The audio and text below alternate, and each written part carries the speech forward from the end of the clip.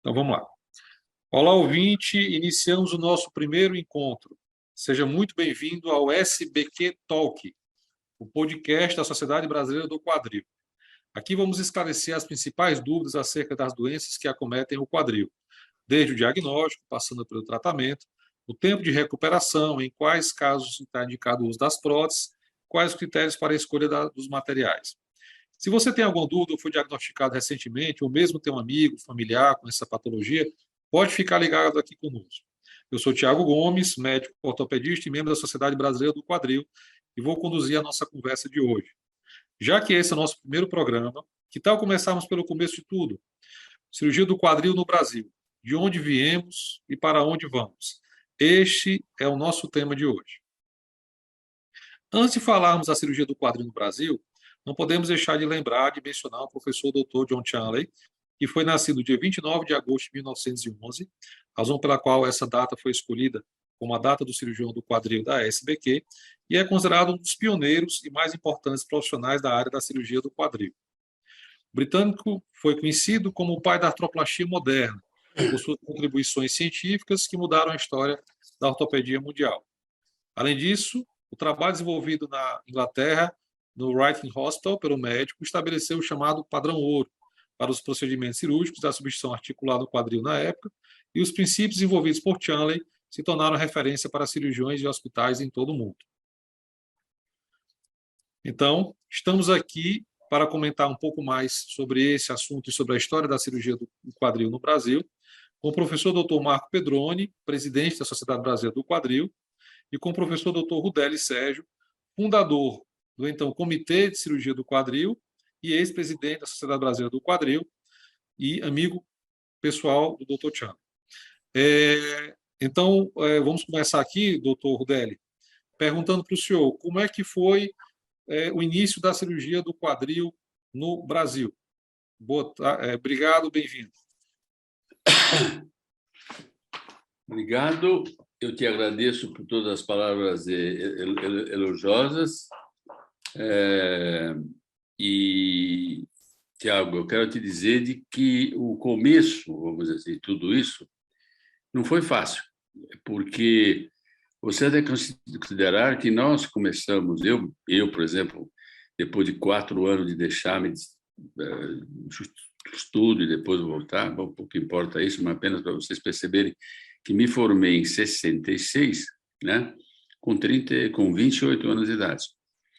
Então, nessa fase, os primeiros meus contatos não foram muito satisfatórios no HC, que eu sou formado em Ribeirão Preto, na USP de Ribeirão Preto. Então, eu vim para a Santa Casa, que era um campo mais ou menos abandonado naquela época que nós chegamos lá. Isso foi em 1966. Abruptamente, de uma hora para outra, apareceu essa nova técnica que era a prótese total do quadril. No começo foi bastante acuada, foi bastante transcurado, ou seja, todo mundo olhava e dizia assim, mas isso aí funciona, vai certo e tal. Não houve logo pontos a favor. E outros, ao contrário, que eram mais jovens, né? Obviamente, procuravam sempre, os jovens sempre procuram novidades. Né? Então, jovens que logo se meteram em ação. E esse fato da prótese chegou a São Paulo, chegou no Brasil inteiro, diga-se de passagem, com as visitas do Maqui Farrah. São dois, o Maqui e o Farrah. Veio o Farrah, tá certo? E sem dúvida, foi um sucesso inicial grande, mesmo sendo uma metal. Claro que a longo prazo, a longo prazo, os resultados não eram tanto, mas, ao mesmo tempo que a prótese de Maqui Farrah chegou, também a prótese de Charlie veio, mas já por ouvidos já do exterior para cá. Não era um alarido Charlie aqui no Brasil. Não, aqui era prótese, né?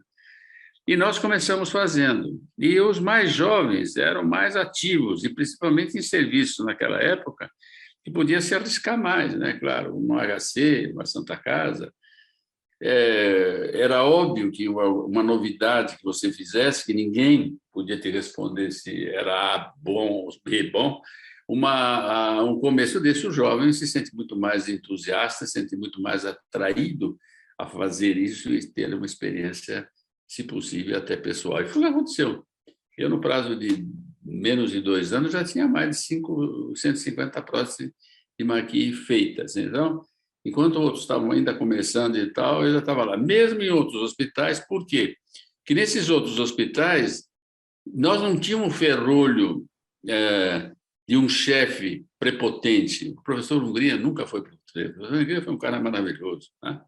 Então, ele sempre deixou a gente fazer as coisas que ele queria entusiasmo junto e tal.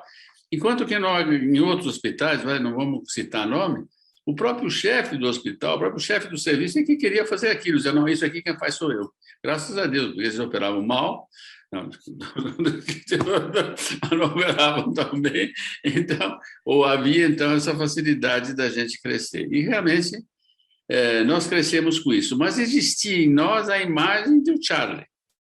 Tanto é verdade que chegamos a ler coisas fora e tal, muitos acham que foi uma injustiça o John Charlie não ganhar um prêmio Nobel. Porque ele mudou a vida do velho no Brasil. Não só no Brasil, no mundo inteiro. Aqueles velhos que tinham que se... Principalmente na Europa, em que o velho é tratado de uma maneira ainda um pouco... Não tem aquele lado familiar, amigável, que nós temos aqui no Brasil, ou em países latinos em geral. Então, esses velhinhos, coitados, eles morriam, né, por se tivesse um problema desse tipo, porque eles não tinham condições de viver e não havia uma cobertura que isso os liberasse. Então, a cirurgia foi realmente muito importante, e não foi levada a sério tanto quanto ela mereceria ser levada, na verdade. Ali, e nós tivemos a sorte de termos uma chegada a nós do que se fazia, os boletins internos do hospital de Wrightington, e lá ali a gente podia ter uma ideia do que se fazia ali, e nós ganhávamos uma experiência muito grande, nós colocávamos a prótese de Maqui, não havia prótese. Somente em dezembro de 1972 que chegou a prótese de Charlie, que é aquilo que interessa realmente mais dessa conversa toda que nós estamos tendo aqui. Então, o Charlie veio, mas nós não tínhamos estado, nenhum de nós naquela data, ainda que não tinha estado no serviço do Charlie. Então, nós fazíamos tudo na base do olhômetro, do que ouvíamos, do que notamos, tal, dessas comunicações. E então foi isso que aconteceu. A partir de 1975, né, é que nós conseguimos sair e nós, então, nos decidimos lá para outros serviços, mas passamos um mês e pouco no serviço do John Charlie, e convivemos lá, criamos amizade. Eu acho que também lá, naquela época, quem esteve foi o Sérgio Drummond, tá certo? Eu não sei, o Sérgio, qual é o contato, mas certamente ele teve esse contato, isso tem que ser lembrado como real, é que acho que ele não deu continuidade depois, né? Eu sei lá se não deu exatamente, mas parece que não. Então, essa ligação nossa, quando fomos para lá, foi maravilhosa. Cheio de novidade, trabalhando dentro de uma sala, o fluxo laminar, operar com escafandro. Quer dizer, e tudo isso a gente sonhávamos de poder trazer aqui para o Brasil, e nós temos exatamente tudo isso aqui. Bom, a batalha foi dura, né? Porque não era assim. Para colocar um fluxo laminar aqui, foi uma batalha na Santa Casa, eu não consegui. O único que conseguiu foi esse professor, esse do INTO, ou seja, era o responsável pelo INTO. Peço perdão por esquecer o nome, mas era um senhor já de mais idade do que eu, então agora, provavelmente, né?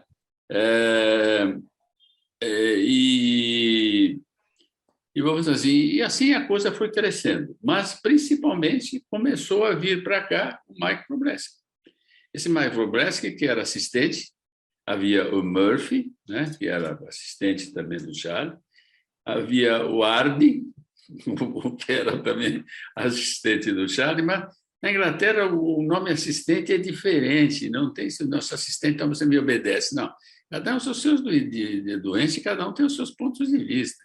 você vai ter que provar o que você está falando, mas não é coagindo. Não, você vai fazer o que eu quero que você faça. Não, absolutamente não. Então, isso, a meu ver, é um avanço, né? Não atrás, se bem que você pode encontrar alguém que realmente não tenha todo esse processo de mérito, né? E faça besteira como cada um acha besteira onde que quer, né? Mas, enfim, vocês já perceberam de quem que eu estou falando. Então, a partir daí, o João, o Michael Bresky, ele esteve aqui no Brasil mais de 20 vezes. E ele se apaixonou por uma cidade. Inclusive, ele chegou para mim e disse assim, se eu viesse para o Brasil, eu moraria nessa cidade. Tá certo? Qual é a cidade? Curitiba. Curitiba. Então, que legal, né? Curitiba foi citada como ele dizia que era um lugar maravilhoso para morar, que não acharia um lugar melhor do que aquele. Depois eu mostrei para ele que São Paulo era muito melhor, mas isso demorou um pouquinho. De qualquer maneira, nós tivemos ali uma pessoa que nos ensinou tanto, e aquela frase que eu já comentei com o senhor, que numa saída depois da primeira vez que aqui esteve, operou, ele operava, ele fazia operar, era um cara excepcional. E então, nesse ponto, ele virou para mim e falou assim, se eu não confiasse em você, eu não te diria isso, mas o conselho que eu te dou é o seguinte, começa a mudar tudo, porque senão você se suicida, né? Como para suicídio eu nunca tive muita queda, na verdade fui salvo, né?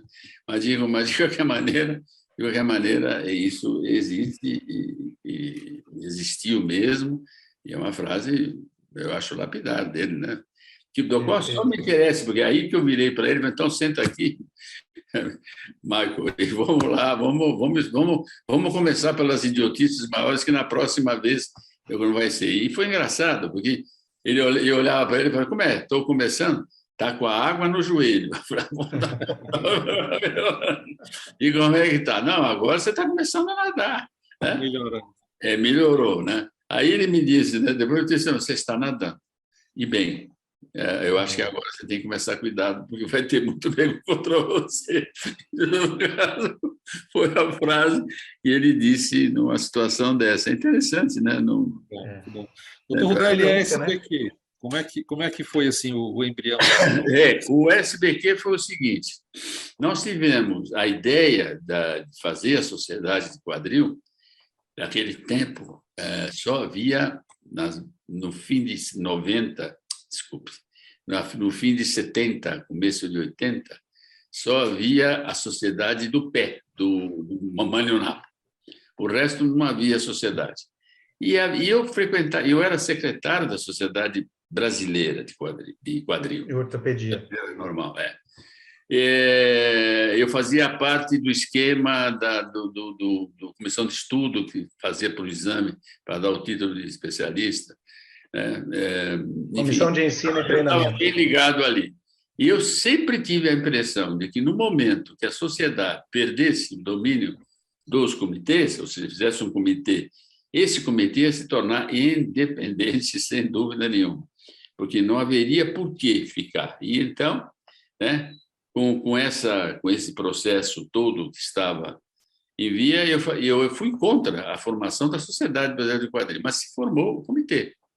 E o comitê cresceu, se desenvolveu, dávamos aquelas aulas itinerantes através do estado de São Paulo todo, algumas nós fizemos para o Sul, algumas fizemos para o Nordeste, naquela época, e eu fui o responsável pelo comitê, se não me engano, uns 4 anos, mais ou menos, porque ninguém se mexia e eu continuava nesses comitês dando essas aulas que havia ali. E foi ali que foi possível convidar, né? Certo? Depois de um tempo, nós começamos a convidar, e nós convidamos, da primeira vez, nós convidamos o Miller, convidamos o Wroblewski, né? Convidamos o Bombelli, né? Convidamos o Parhofer, né?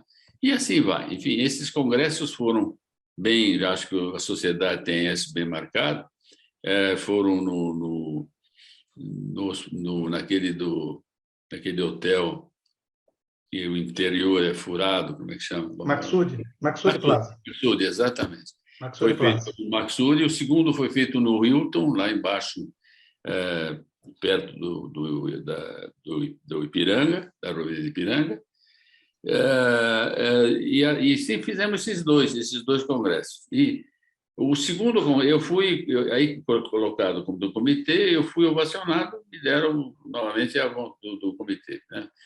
Foi depois que começou um pouquinho a batalha, porque a outra equipe que pegou foi da qual eu tinha muita ligação, era um sujeito excepcional, muito bacana, que era o que fazia joelho e quadril lá. Porque quando nós começamos fazendo a prótese, nós fazíamos criança, nós tratávamos necrose, tratávamos escorregamento epivisário, nós tratávamos de joelho, fazíamos prótese de joelho, porque quem começou a operar as próteses de joelho foi o quadril, né? Ou seja, eu, por exemplo, acho que o primeiro centro que fez a primeira prótese de joelho fui eu. Mas digo, né, de quadril não, mas de joelho acho que foi, porque era uma época que você não tinha né, facilidade. O quadrilheiro, como era chamado, era absoluto, né? Era ele que estava. E realmente nós tínhamos um número enorme. Você pode perguntar para o Camanho que diz, pô, fui ver uma vez, o Délis tinha mais de 300 próteses de joelho já feitas, né, quando ele nem pensava em fazer prótese. Depois ele se tornou um certo amigável, um sujeito muito, além de muito amigável, muito capaz, né? Bom, então essa caminhada foi, né? E nós tivemos então. Vocês querem me ajudar um pouquinho onde é que eu estava, porque eu me perdi. Na SBQ o senhor fez os dois eventos SBQ, e ainda era o comitê. E aí estava começando era o embrião. Mas aí foi nessa desse doutor que fazia joelho, era um homem de idade, que ficou presidente, né? Ele ficou presidente, e dessa presidência ele fez um congresso aí naquele centro de convenção, aí no HC, lá, esqueci o nome. Sim, o Centro de Eventos do HC. Centro de Eventos do HC. Interessante porque você vê quando a dependência das chefias, né, que comandam, eu simplesmente fui impedido de aparecer no congresso. Eu não fui. Também proibiram um pouco, eu já falei, tá bom, vai você que vocês quiserem, toca o barco, eu pego pelo outro lado e eu continuo indo, não dei a mínima volta. E realmente foi uma atitude muito estranha, né? Mas, enfim, aconteceu. Fizeram um congresso que não foi um sucesso, os nossos dois primeiros foram realmente de grande sucesso, então, é isso daí. Aí nós passamos para a terceira e nós fomos, então, para o doutor, que era o doutor, o José Carlos Ferreira, lá de Campinas. Então, ele sempre trabalhou, no começo, quando nós tínhamos os comitês, ele trabalhava, ele era ativo. Ele fazia parte da sociedade ou do comitê. Mas, nessa época, apareceu o Collor. Não problema, apareceu o Collor. Tá? E eu, nessa época, eu me tornei chefe do Pavilhão Fernandinho. Sim. E o Pavilhão Fernandinho apoiou o Antunes, lá de Campinas. Certo? E nessa acompanhada que nós demos politicamente, nós, obrigatoriamente, nós fomos levados, vamos dizer assim, a fazer uma política, né? E o Afonso Ferreira, com aquele problema monetário que havia, ele não quis fazer o Congresso. E eu já tinha preocupação, além do Congresso brasileiro, que além do Congresso do Comitê, simplesmente o Zé Carlos me disse, não, eu não vou entrar nessa porque eu não tenho dinheiro, ninguém tem dinheiro e tal. Eu tinha a responsabilidade do Congresso Brasileiro de Ortopedia e Traumatologia. Então, eu falei, bom, não vou aguentar. Nessa hora, eu convidei o Pedro Ivo, se ele não quisesse ser o responsável pela cirurgia. E aí, ele fez aquele congresso no navio e ele se juntou e tal, e ele fez a revisão, vamos dizer assim, a revisão. E ele fez a mudança para Sociedade Brasileira do Quadril. Foi ali, na cidade do Rio, que houve essa mudança e se tornou sociedade. Perfeito. Depois veio toda a leva, Emerson e coisa e tal, e sempre houve uma união muito boa, né? Tivemos brigas, né? Mas não adianta nada, só fica feio, né? Não vai adiantar nada, só vai dar dor de cabeça. Briga pelo bem da ciência. Nós tivemos umas brigas boas ali, né? Para alguém que queria. E conseguimos manter mais ou menos o nosso grupo, mais ou menos até agora, né? Na verdade, esse nosso grupo vai até hoje. Com santos benefícios, que eu não sei de onde vem, deve ter alguma força superior. Mas, de qualquer maneira, nós não tivemos, continuamos ainda com esse estímulo, com essa união, amizade, etc, etc. Bom, essa união. aonde está o Charlie? Onde está o Charlie? Contei tudo isso para dizer que, quando houve o congresso, de um lado, o Congresso Brasileiro de Quadril no navio, e, do outro lado, o Congresso Brasileiro de Ortopedia e Traumatologia, e eu convidei a senhora Charlie, Lady D. Charlie, convidei para ser a convidada de honra do Congresso Brasileiro. E ela veio, convidei ela em casa, tenho a honra de ter convidado ela na minha casa, ela foi simpaticíssima, uma simpatia total, e ela tem as fotografias, né? A hora que vocês quiserem, está ali. Tá. Ótimo. Legal. Que legal. Acho que vocês têm até hoje isso daí, né? Então, ela está aí. Então, ela foi homenageada. Pronto. Né? Então, é isso. Lembramos, de uma certa forma, do Dr. Charlie num evento nacional de quadril. Exatamente. Não era de quadril esse. De ortopedia, mas relacionado ao quadril. Ortopedia, sim, né? Mas ela veio, tá? Não, sem dúvida. Eu estava louco para dar um obrigado para o Charlie, né? Mesmo que ele morreu em 84. Eu não sei quando ele nasceu. Ele nasceu em 1911? 1911, 29 de agosto de 1911. Vou lembrar porque minha mãe nasceu nesse ano. Então...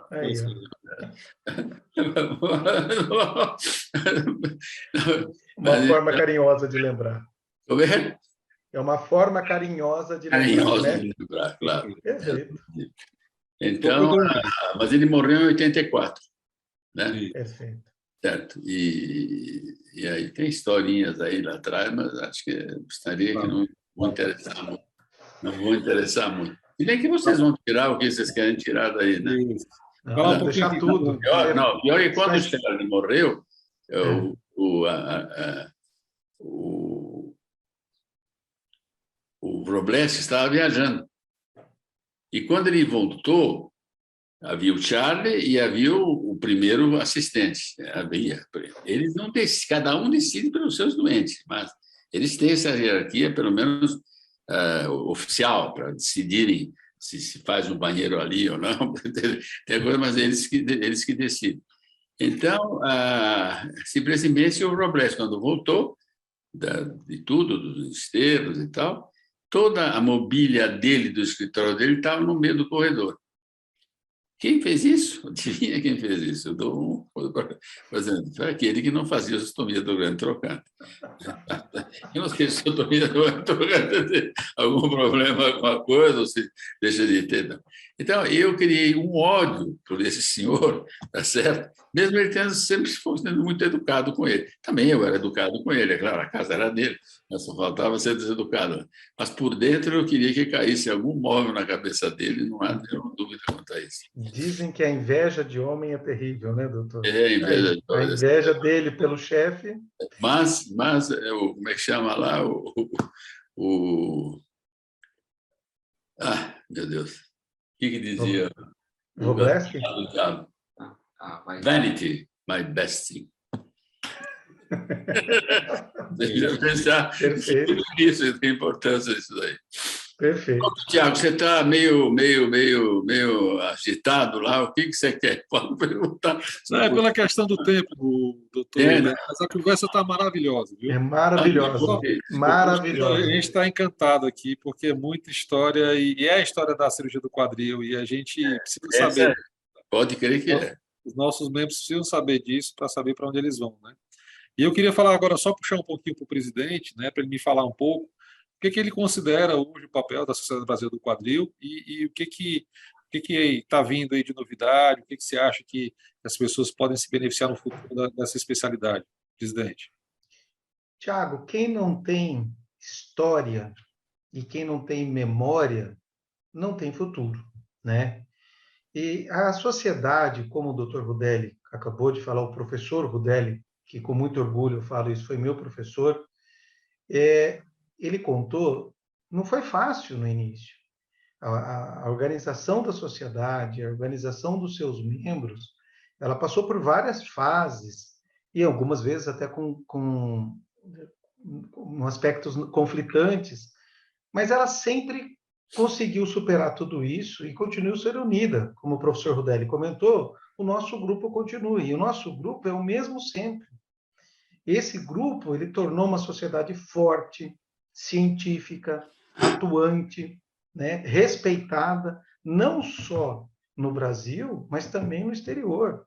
Vários dos nossos ex-presidentes e vários dos nossos associados, como, por exemplo, o professor Rodelli, o professor Dumont, que ele citou, o professor Pedro Ivo, e tantos outros do país, foram convidados várias vezes para participar de várias sociedades, palestras do mundo inteiro. Isso mostra a qualidade técnica e a qualidade científica que nós sempre tivemos, que foi desenvolvida a partir de alguns princípios, como principalmente do professor Chanley e seus seguidores, o Dr. Wroblewski, como o doutor citou para a gente, assim como outros de escolas americanas, como o Dr. Hanawati, dentre outros, dentre outros. Então, a nossa sociedade sempre cresceu cientificamente, cresceu do ponto de vista de pessoas influentes e que se dedicaram a essa cirurgia, e hoje eu não tenho dúvidas do que eu vou falar, que nós temos uma mesma qualidade técnica que qualquer país do mundo. Talvez não tenhamos, por uma questão social e econômica, a quantidade de materiais ou a quantidade de instrumentais, né, que existem nos países mais desenvolvidos. Mas eu não tenho dúvidas que hoje uma prótese feita no Brasil, uma prótese feita na Europa ou nos Estados Unidos, a qualidade técnica é a mesma. A mesma. E isso a gente prova com os resultados. O Dr. Rudelli sempre cobra isso da gente, apresente seus resultados, porque é isso que vai nos tornar cada vez mais fortes.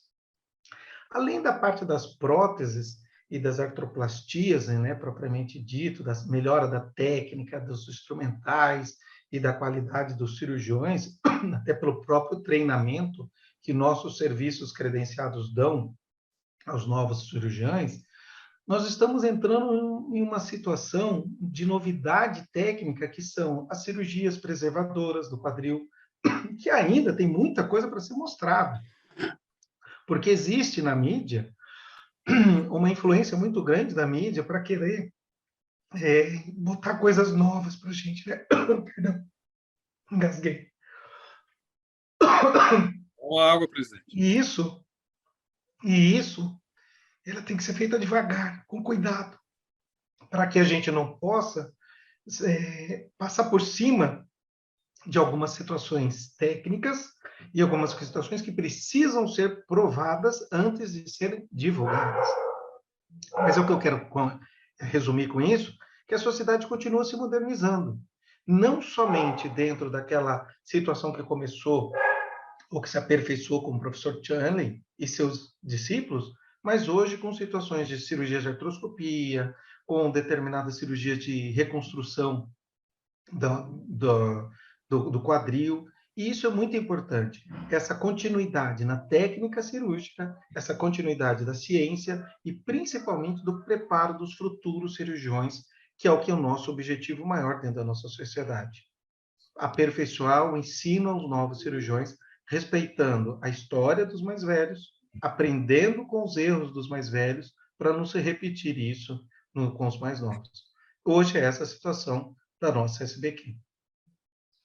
Só para complementar, mais de 700 médicos associados, com um site com todos os colegas associados, assim como com todas as regiões abrangidas desses colegas e com várias informações ao público leigo que quer ter informações corretas, fidedignas, usar o termo que está sendo utilizado muito hoje, fake news, né? Sem fake news, e todas as informações que você queira ter sobre a cirurgia do quadril, procure no nosso site. Lá você vai encontrar muitas respostas. Acho que é isso, Thiago. Obrigado, presidente. Bom, vamos encerrando. Obrigado mais uma vez, doutor Deli, assim, brilhante mesmo. A gente aprendeu muito sobre a nossa história, sobre o que a gente precisa realmente fazer para continuar nesse caminho de excelência que o senhor trilhou aí desde o começo. Obrigado. Tá? Muito obrigado. Eu que Pedro. agradeço. Então, SBQ Talk, o podcast da Sociedade Brasileira do Quadril, fica por aqui. Se gostou do que ouviu e quer continuar a conversar conosco, siga-nos nas redes sociais, @SBQuadril. Queremos saber o que você achou da nossa conversa e se tem sugestões de temas, podemos abordar nas próximas edições. Esse espaço é seu. Até a próxima.